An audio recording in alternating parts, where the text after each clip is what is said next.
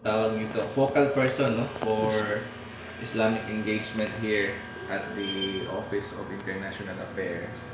And you know naman siguro Sir Ustad Marjan, and he also gave a talk during our symposium last month, no.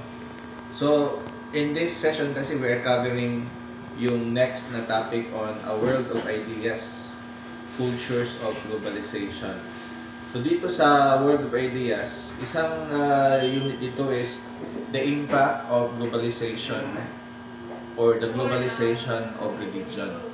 So ano ang effect, no? How does globalization affect religious practices and beliefs?